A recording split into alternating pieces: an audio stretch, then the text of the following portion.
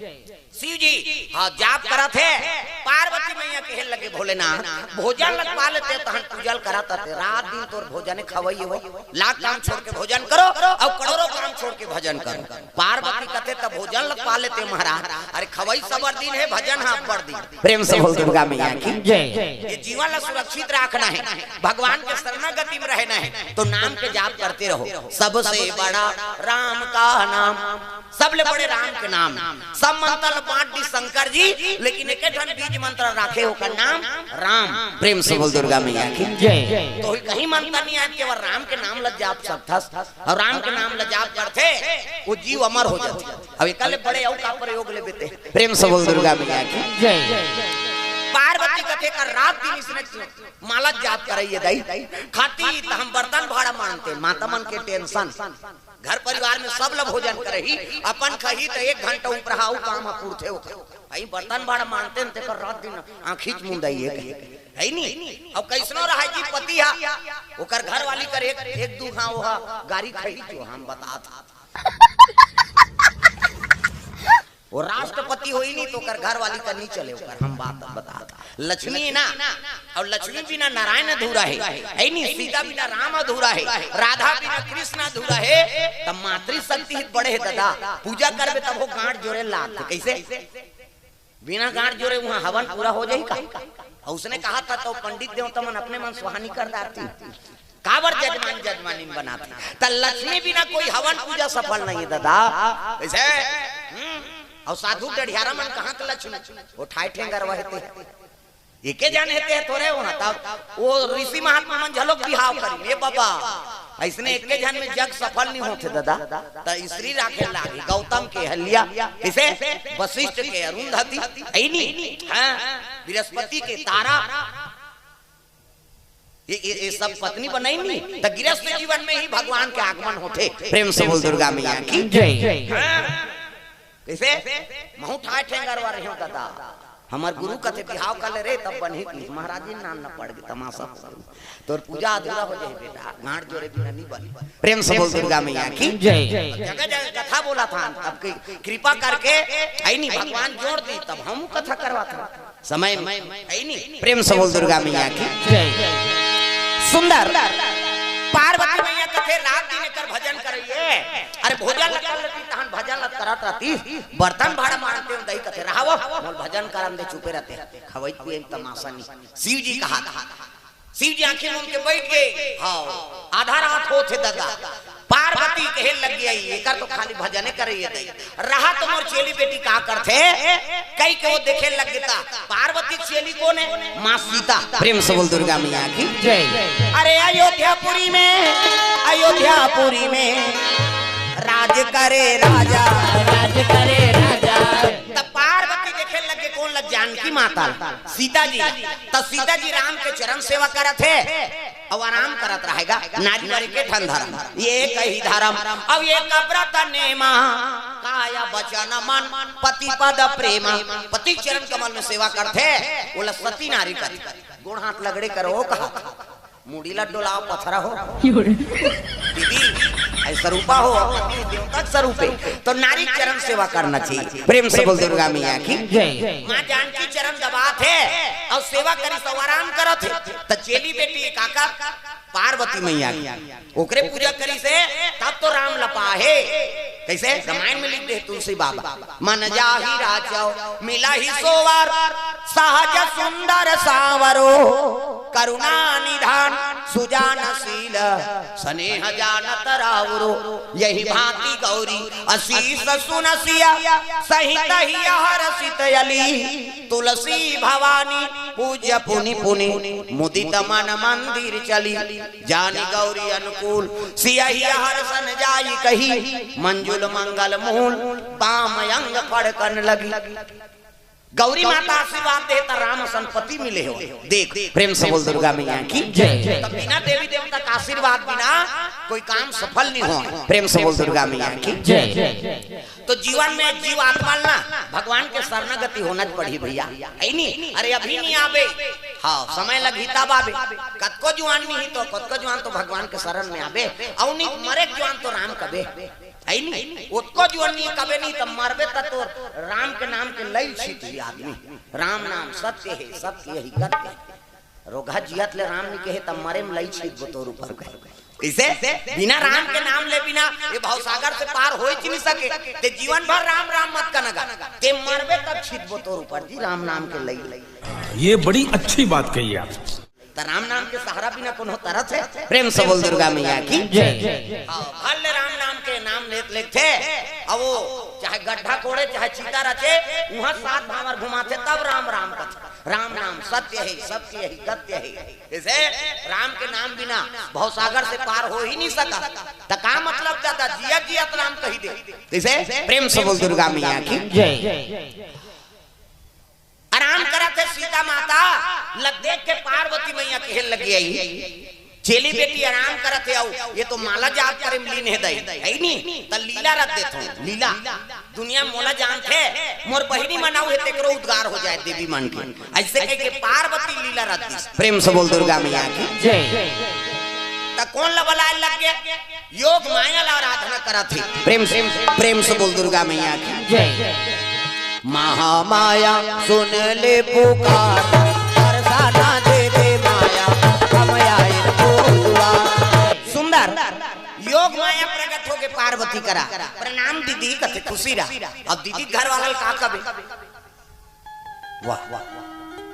अरे बड़े दीदी घर वाला का कबे कौन है जीजा कथे मोलनी सुहा जीजा मीजा कथे थे दीदी और भांटो जैसे हम छत्तीसगढ़ में निवास करे और भांटो कबे तेरे हृदय प्रफुल्लित हो जाते हाँ तो जीजा कहा जीजा जीजा नीजी है मरही तो बाबा नहीं बांचे तोरे जीजा मार खा का है दीदी और भांटो जैसे प्रणाम करे लगे प्रणाम भांटो ते आंखें मुंदे बट ने आंखें उघार के देखते योग माया ऐते कैसे आया दीदी वाला हां तो ओकरे से निपट मोर भजन कीर्तन झन बिगाड़ दी इसे शिव जी हां कहे लगे ते तोर हां दीदी से निपट का बात है दीदी कार वाला है एक काम करते बहिनी दुनिया में तोला हमला जाना थे त देवी मन का उद्धार हो जाए खन लीला रचत हम त का करो कते मोर चेली बेटी कर अयोध्यापुरी जा और सपना दिखा दे का सपना सोना के रुख के खांधी बेल के पत्ता मूंगा खार और ऊपर में फूल फूल है कहर कहर महार महार वो फूल प्राप्त करेगा सीता जी के मन में तृष्णा जाग जाए प्रेम से बोल दुर्गा मैया की जय ये ध्यान लगा कथा सुनो ये रामचरितमानस में नहीं है कथा ये दूसरा मानस की कथा है हाँ तो टीवी में भी नहीं दे दादा ईशान ये तो लेटेस्ट न्यूज है हाँ ये दूठन कथल पढ़ के चला थे नहीं तो वो भट्ठा बैठ गए मैं बता देते हाँ हमन कहा तो तीर्थ यात्रा जाता तो वहाँ बेदे पुराण नाम था हाँ अच्छा खाई खजाना तो रोज खावे ये तो जीवन भर के खाई है नहीं हाँ अभी सावन में फिर केदारनाथ यात्रा बने भगवान की दया होगी तो फिर सावन में जाबो प्रेम से बोल दुर्गा मैया की जय तो माना सब बड़ कर है नहीं रामायण सतकोटि अपारा तो ये दूसरा रामायण की कथा है ध्यान लगा कथा सुनना ये टीवी में भी नहीं मिलेगा हाँ तो ध्यान लगा कथा ध्यान में रहे प्रेम से बोल दुर्गा मैया की जय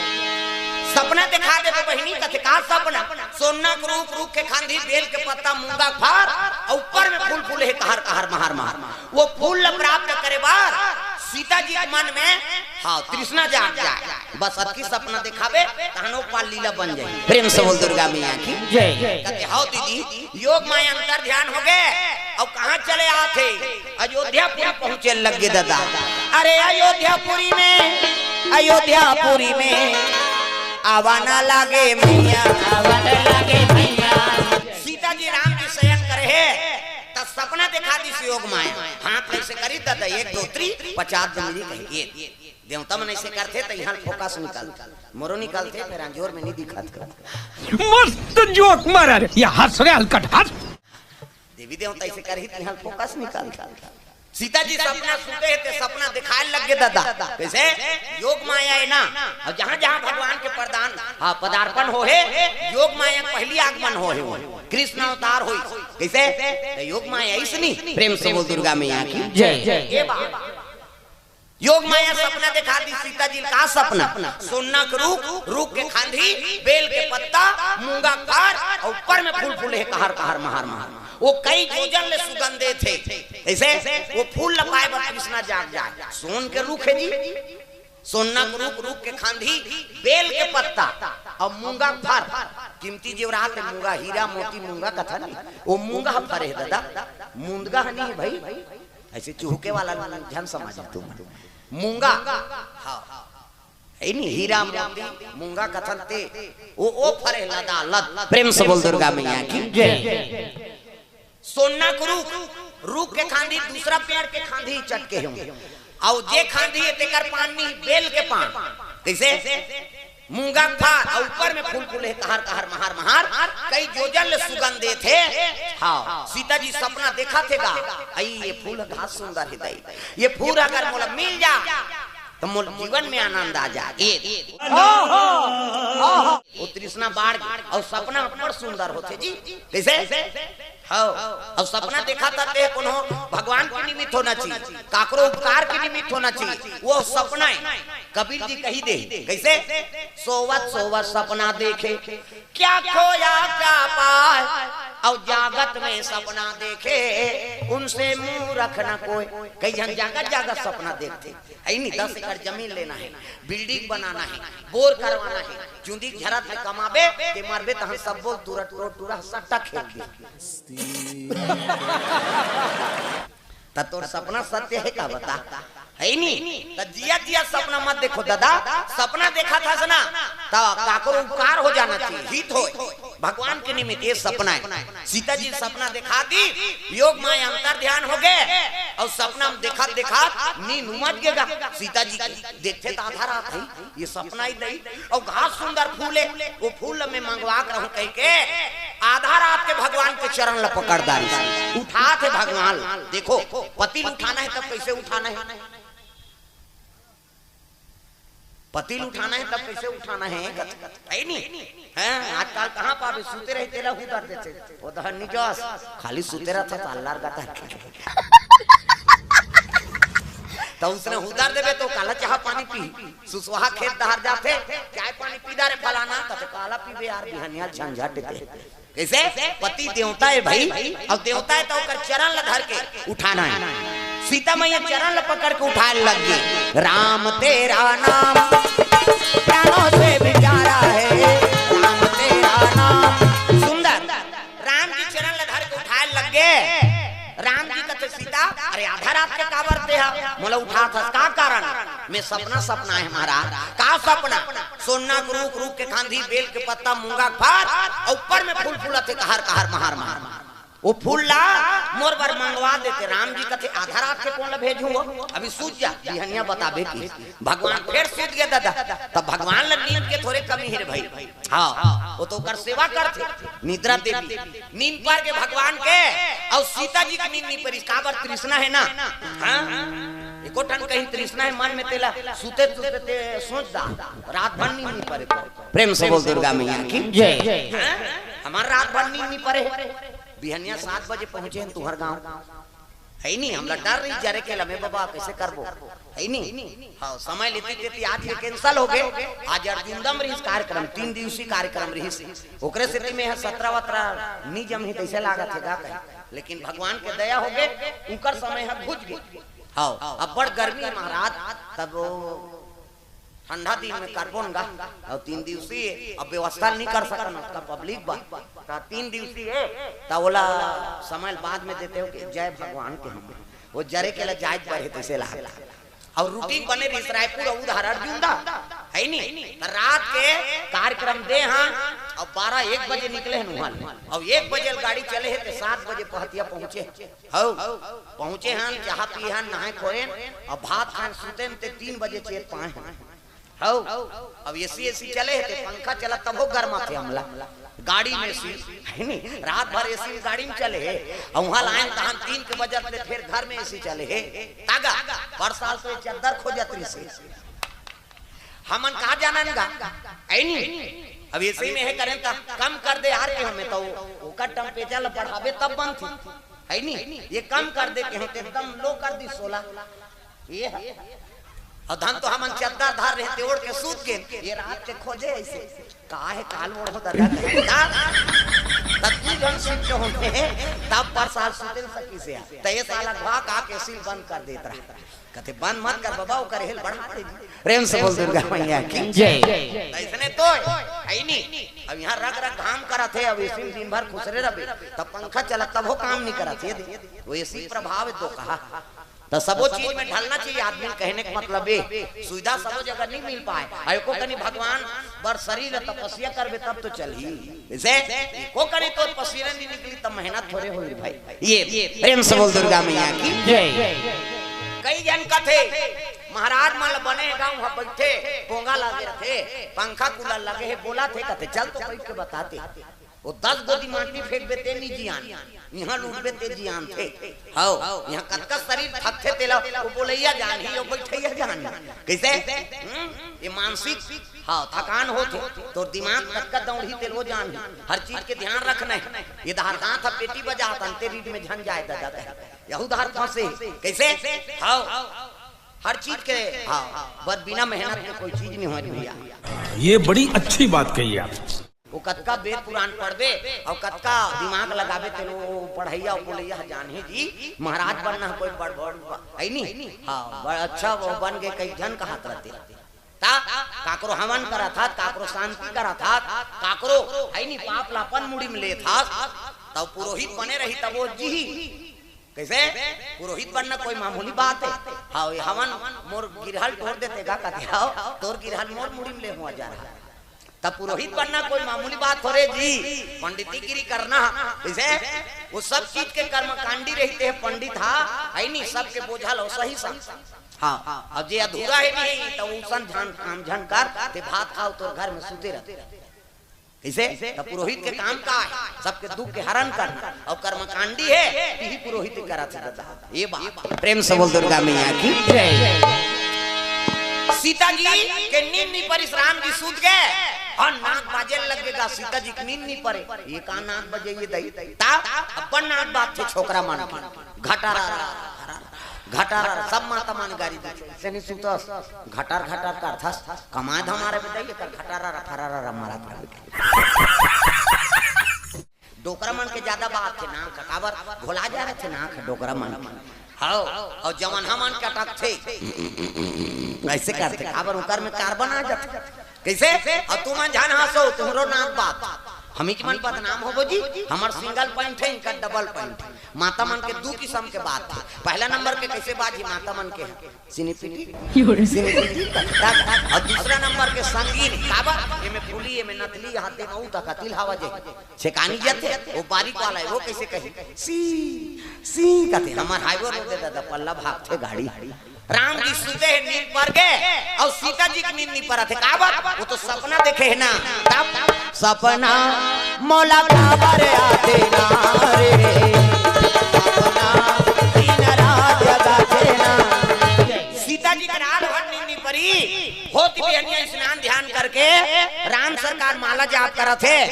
सीता मैया स्नान ध्यान करके पहुंची प्रणाम प्रभु कथा आया सीता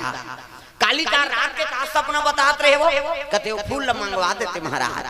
का फूल तेला बता और सपना का सपना है कहते सोना का रूख के खांधी बेल के पत्ता मूंगा खार और ऊपर में फूल फूल है कहर कहर महार कई जोजल सुगंध देते वो फूल मोर बरमान देते ऐसे किस नहीं तब तो कहने लगे सोना का रूख हम 14 साल बनवास देते को टिकी नहीं फूटे रही सोन के कहीं पेड़ हो ही